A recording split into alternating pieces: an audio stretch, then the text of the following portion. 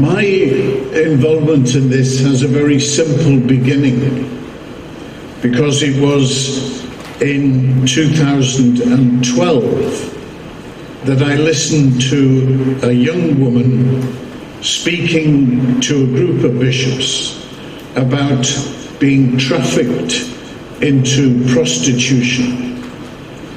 She was an English woman, and she had been trafficked from England into Italy. And that began to break down the image in my mind that human trafficking was a problem somewhere else. It was a problem at a distance from where I lived, but that is not so.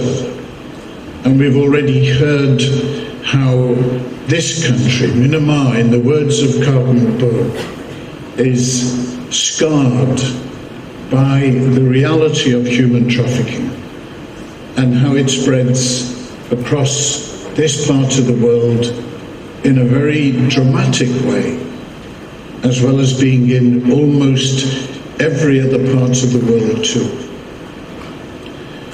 The second step for me was in 2012, when the Olympic Games came to London, and we began to see in London a remarkable partnership between the Metropolitan Police and some of the religious sisters living and working in London. And they worked together, but only after some obstacles, some lack of trust was overcome by the promises that they made to each other. The police not to prosecute the victims of trafficking, and the sisters not to hide those whom they had rescued, because that inhibited the attempt to bring prosecutions against the traffickers. And that experience in London in 2012 led to the first meeting of the Santa Marta Group in 2014 in Rome, in which bishops and the senior leaders of the forces of law and order from 24 different countries met in the Vatican. And it was on that occasion that these heads of police forces signed a declaration committing themselves to cooperative work against human trafficking. And I remember as we arranged ourselves for the inevitable photograph, I was standing next to Pope Francis, and he turned to me with his elbow and he said, "This meeting is far more use than most of the meetings I attend, so you keep it going." And that is simply what I tried to do in these years since 2014. I would like very briefly to highlight some of the things that through the Santa Marta work that we have learned. They're very simple, but maybe they could be a framework for the ongoing endeavors of this conference that will go forward to the Federation of Asian Bishops conferences. The first is very simple.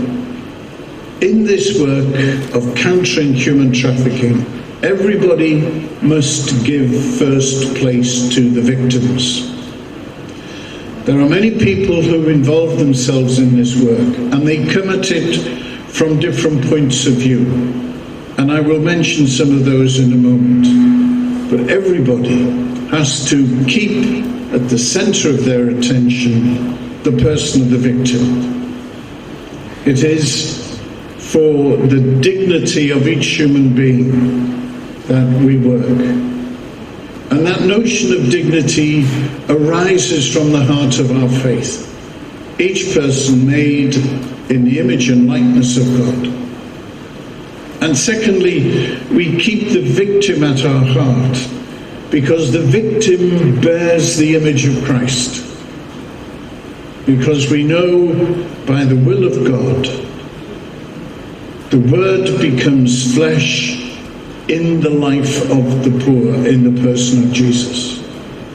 And that tells us that in the unfolding of God's plan, there is a special place for those whose experience of life is one of poverty and deprivation. So for the dignity of each victim, and because they bear the likeness that Christ chose to take to himself, they remain center of our activity. The second lesson that Santa Marta learns is that the work against human trafficking must always be a work of partnerships. I remember the Commissioner of the Metropolitan Police in London being interviewed on public television by an aggressive secular interviewer. And the interviewer said to the police chief, "Why on earth are you working with the Catholic Church?" And his answer I have never forgotten. He said, "Human trafficking is a worldwide network of evil. The Catholic Church is a worldwide network dedicated to good. If the Church can be my ally in the fight against crime, I embrace this opportunity warmly." So he pointed out the importance of partnerships, and partnerships which bring the different resources of people together, the resources of the Catholic Church, among whom in the first place are religious women especially. There are in London the Spanish order, the Adoratrices, who for 100 years have been working against human slavery. And we see right across the world, and we heard from Cardinal Bo in this country, the crucial role of religious women. It must be networks of organizations, and here particularly we have prominence for the organizations of Caritas. The partnerships must also embrace the fact that human trafficking is a crime, and therefore we must strive to form partnerships with those whose profession is to respond to crime. And first among those are forces of law and order, and second among those are the systems of courts and judiciaries. And Santa Marta tries to play its part in helping to build those partnerships too.